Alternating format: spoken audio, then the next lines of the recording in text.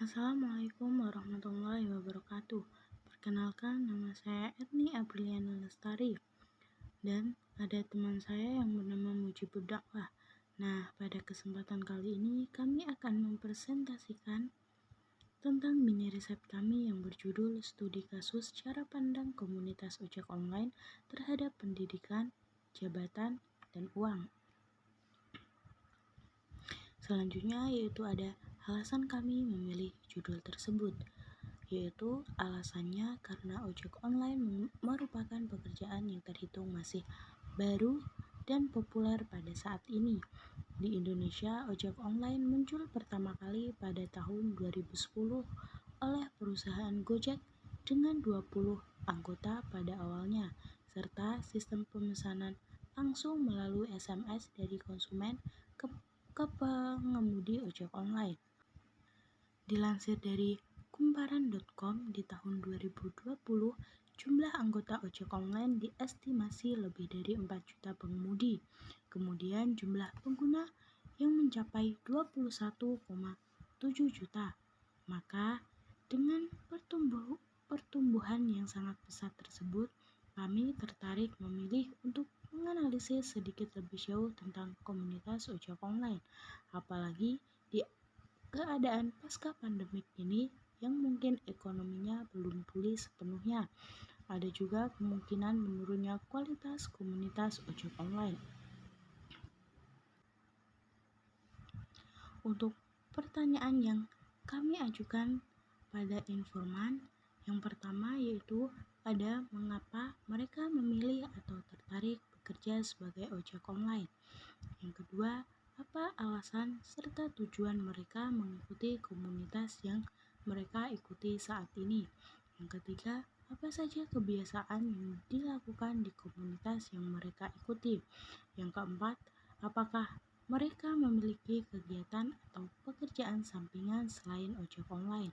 Yang kelima, apakah hasil dari ojek online tersebut cukup untuk biaya sehari-harinya. Yang keenam, bagaimana pandangan mereka mengenai pendidikan. Yang ketujuh yaitu ada bagaimana pandangan mereka mengenai uang. Dan yang kedelapan atau yang terakhir yaitu bagaimana pandangan mereka mengenai jabatan. Yang selanjutnya ada identitas informan. Untuk informan yang pertama yaitu bernama Heri. Tempat tanggal lahirnya yaitu Bandung 16 Maret 1984. Pendidikan terakhirnya yaitu SMP. Informan yang kedua ada Jujun. Tempat tanggal lahirnya Bandung 1 Juli 1974.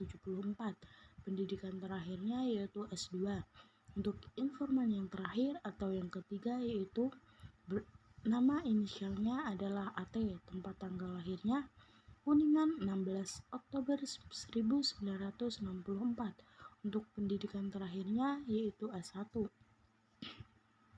Hasil dari wawancara yang kami teliti saat ini yaitu subjek memilih pekerjaan sebagai ojek online karena hanya ojek online lah pada saat itu yang membuka lowongan pekerjaan, dan juga subjek memiliki modal dan skill di bidang tersebut. Namun dalam hati kecilnya tidak menyangkal bahwa subjek terpaksa memilih sebagai ojek online sebagai pekerjaan karena minimnya modal finansial serta rendahnya pendidikan. Kemudian, subjek mengikuti komunitas dengan tujuan agar bisa memiliki banyak kenalan di berbagai daerah, sehingga ketika ingin beristirahat atau mendapat kesulitan, subjek dapat meminta bantuan kepada komunitasnya dan berkunjung jika ingin beristirahat. Di sisi lain, dengan banyaknya kawan, subjek dapat lebih memberi saran serta masukan kepada pihak aplikator yang nantinya akan bersama-sama dengan komunitasnya disuarakan ke pihak aplikator tersebut.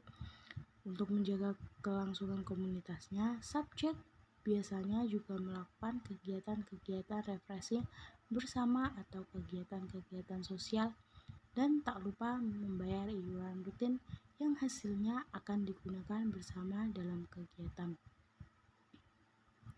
Para subjek tidak memiliki pekerjaan lain untuk menghasilkan uang selain ojek online tersebut. Namun, mereka memiliki kegiatan di luar pekerjaan seperti rutin ronda serta olahraga rutin mingguan. Hasil dari ojek online yang tak menentu ini menjadikan keadaan finansial subjek tidak stabil, terkadang cukup namun seringkali tidak cukup untuk memenuhi kebutuhan sehari-hari mereka seperti membayar kontrakan dan membayar pendidikan anak-anaknya. Nah, subjek ini mengutamakan hasil ojek online-nya untuk biaya operasional kendaraan serta makan, karena itulah yang menurutnya paling penting agar tetap mendapatkan penghasilan. Kemudian, subjek berpendapat bahwa pendidikan itu penting selama ia dapat berkomunikasi dengan baik. Ada juga subjek yang berpendapat pendidikan itu sangat penting karena dapat diwariskan kepada anak cucu dan sepenting-pentingnya ia berpendidikan, ia juga harus dapat menghasilkan uang. Subjek memandang uang sebagai suatu yang sangat penting karena di zaman sekarang apa-apa menggunakan uang, termasuk pendidikan serta jabatan pun pada akhirnya akan memiliki motif ekonomi. Sedangkan subjek juga memandang jabatan sebagai suatu yang harus diberikan kepada orang yang amanah karena dapat disalahgunakan jabatan tersebut, dan juga seseorang yang memegang jabatan harus mampu memperjuangkan hak-hak anak buahnya atau bawahannya. Jabatan merupakan posisi yang sakral karena dapat membantu keputusan-keputusan yang nantinya akan menentukan nasib rakyat, apakah akan menjadi lebih baik atau malah sebaliknya akan menjadi lebih buruk. Menurut Hendro Puspito, komunitas yaitu kelompok sosial atau kumpulan nyata, teratur dan tetap yang terdiri atas individu yang melaksanakan peran-perannya secara bergantian guna mencapai suatu tujuan bersama. Komunitas ojek online umumnya difungsikan sebagai sarana untuk menambah pertemanan, mengingat mereka bekerja di suatu wilayah yang luas, sehingga ketika mereka lelah atau mendapat masalah mereka bisa beristirahat dan meminta bantuan. Kebiasaan yang mereka lakukan di komunitasnya seperti mengobrol, menyampaikan saran dan masukan ke pihak aplikator, piknik bersama, dan melakukan kegiatan sosial. Kemudian agar komunitas mereka berfungsi dengan baik, mereka mengadakan iuran rutin yang hasilnya diperuntukkan untuk mengelola komunitasnya. Kekompakan mereka dalam bersosialisasi di komunitasnya akan membentuk sense of community yang baik. Sense of community yaitu persepsi bahwa seseorang mempunyai persamaan dengan orang lain, sehingga ia akan sadar bahwa mereka saling membutuhkan dengan komunitasnya, sehingga akan saling memiliki rasa keinginan untuk menjaga hubungan tersebut. Dalam komunitas ojek online, hal demikian terjadi.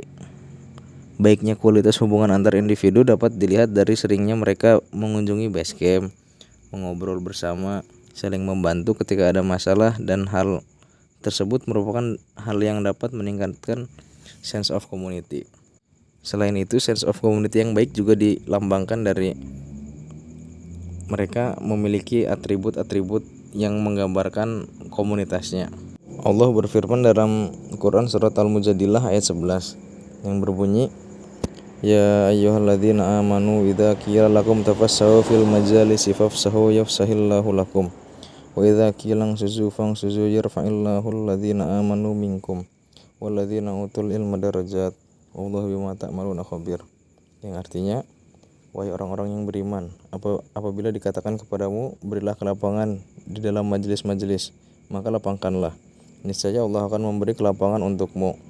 Dan apabila dikatakan berdirilah kamu, maka berdirilah, niscaya Allah akan mengangkat derajat orang-orang yang beriman di antaramu dan orang-orang yang diberi ilmu beberapa derajat. Dan Allah Maha teliti terhadap apa yang kamu kerjakan. Di ayat tersebut dapat diambil kesimpulan bahwa orang yang berilmu memiliki derajat yang lebih tinggi dibandingkan yang tidak. Kemudian untuk memiliki ilmu akademik, seseorang harus menempuh pendidikan.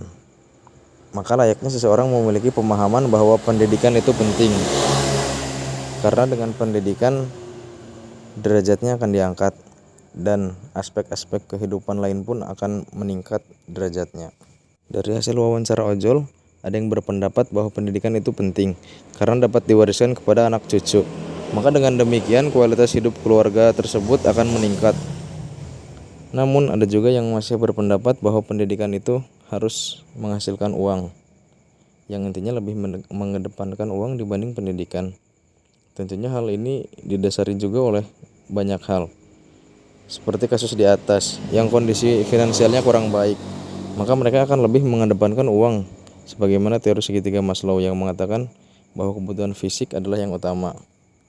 Kebutuhan fisik seperti makanan, minuman, dan tidur, yang mana itu harus didapat menggunakan uang. Sedangkan pendidikan merupakan segitiga Maslow paling atas, yaitu aktualisasi diri, yang artinya mereka harus menempuh 4 kebutuhan di bawahnya, yaitu kebutuhan fisik, kebutuhan rasa aman, kebutuhan kasih sayang, kebutuhan dihargai, dan yang terakhir baru mereka dapat mendapat aktualisasi diri. Pendapat mereka tentang uang relatif sama. Mereka berpendapat bahwa uang merupakan aspek terpenting karena semua orang beraktivitas untuk mendapatkan uang. Pendidikan dan jabatan pun bermuara pada uang. Namun jangan sampai uang itu berada di atas prioritas keluarga. Terakhir, terhadap jabatan, mereka berpendapat bahwa jabatan harus diberikan kepada siapa yang amanah dan mampu.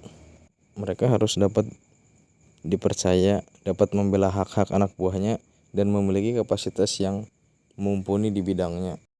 Kesimpulannya, ojek online merupakan pekerjaan yang tergolong baru, di mana yang mengambil pekerjaan tersebut umumnya adalah orang-orang yang tak diterima di pekerjaan lain ataupun resign dari pekerjaan lamanya agar mendapat penghasilan yang lebih besar. Namun nyatanya penghasilan dari ojek online belum cukup untuk memenuhi kebutuhannya sehari-hari, sehingga mereka tak dapat menyekolahkan anaknya ke pendidikan yang lebih baik, dan otomatis cara berpikir mereka pun akan condong terhadap uang, karena dalam kehidupan utamanya pun mereka belum terpenuhi karena kurangnya finansial. Adapun orang-orang yang berpendidikan tinggi namun menjadi ojek online, hal ini dapat disebabkan karena minimnya lapangan pekerjaan, skill yang tak mumpuni, dan usia yang terlalu tua saat melamar pekerjaan. Jadi dapat disimpulkan bahwa menjadi ojek online bukanlah cita-cita seseorang, namun karena keadaan yang memaksa untuk memilihnya. Namun efek positif ojek online tetap mampu membuka lowongan pekerjaan, mengurangi angka pengangguran, walaupun penghasilan dari ojek online belum cukup untuk memenuhi kebutuhannya sehari-hari. Baik, sekian presentasi dari kami. Kurang lebihnya mohon maaf. Wassalamualaikum warahmatullahi wabarakatuh.